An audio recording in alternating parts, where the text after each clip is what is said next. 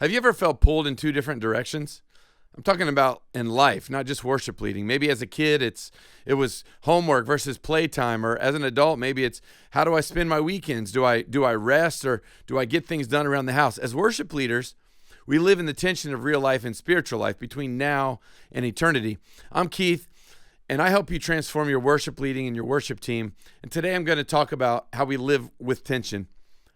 Leading worship means carrying tension, right? Like schedules in the spirit, programmed versus spontaneous, family rhythms versus ministry, loving the benefits of worship for ourselves, but remembering it's all for God. And I want to say this up front. The tension you feel is normal. This is not something we're going to fix, something that we need to faithfully and humbly manage, right? Like when we get it wrong, it's okay, no guilt or shame.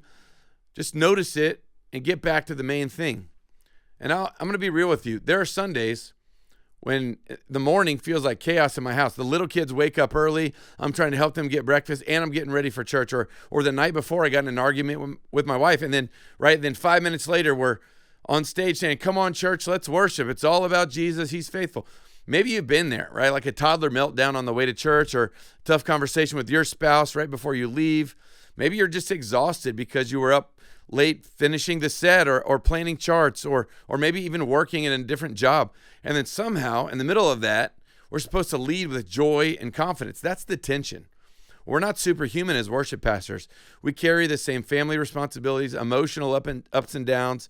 Yet our calling asks us to show up in front of people week after week and point them to Jesus. If you've ever felt that disconnect, that's just the weight of real life crashing into the calling we have in ministry. You're not broken. You're just human. We don't have to pretend it doesn't exist. We just have to come before God and lead with authenticity. All right, so let's talk about exhaustion. Ministry has a way of asking for more than we can give. And that's good in some ways because it causes us to rely on God's power.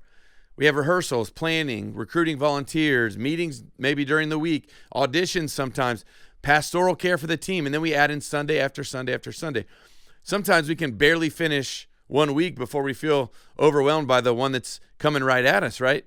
And if you're not careful, you'll run yourself dry. I know this because I've had seasons where I was doing all the right things, rehearsing, leading worship, encouraging the team, hitting the songs just right. But inside, I felt worn out. And here's where we live in tension again. We're called to lead out of the overflow that we have, but we don't always have 100% of overflow to give, right? Sometimes we lead out of our weaknesses. And the good news is we rely on God's power. God still moves. 2 Corinthians says that his power is made perfect in our weakness. The congregation that we're leading doesn't need perfection from us. They need authenticity from us. They need a leader who says, "I'm tired, but God is still worthy, and I'm going to worship him anyway." By the way, don't say that, but that's just the philosophy we have, right? Learning rhythms of rest and Sabbath is not optional. It's survival in some seasons. You can avoid certain things, but you can't avoid exhaustion completely. We have to steward it, and that's what keeps us from giving in and burning out.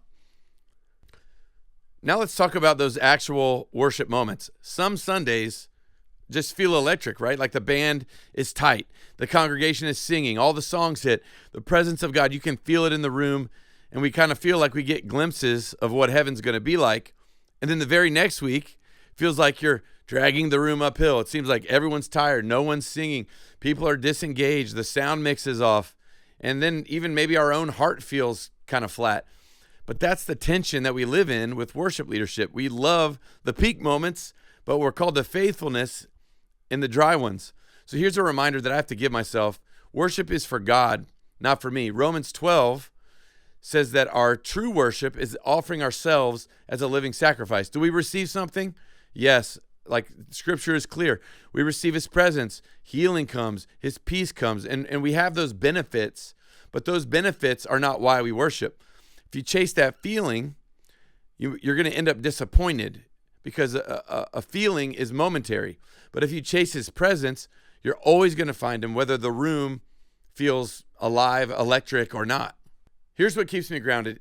Even our very best worship moments here on earth are just a glimpse of what's coming in heaven with worship.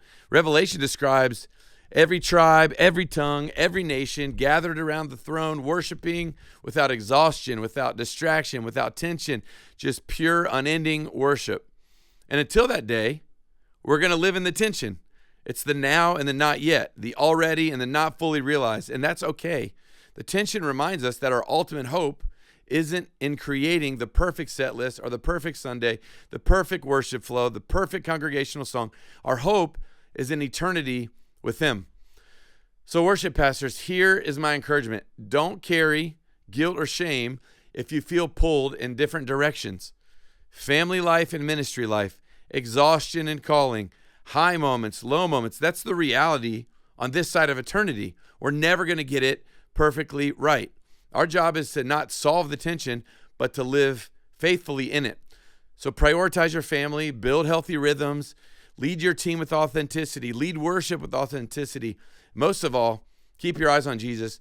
Worship is for Him alone. Everything else, the benefits we get, the emotions we feel, the glimpses of heaven that we see, these are just an overflow of His goodness here on earth. If this resonated with you, drop a comment, follow, subscribe. Let me know where you felt this tension the most. And if you want more encouragement for worship leaders, make sure to subscribe. Like I said, find me on Instagram at Keith Elgin. Send me an email. Go to my website, keithelgin.com. I would love to connect with you. Come on, let's learn and grow and become better leaders in the future.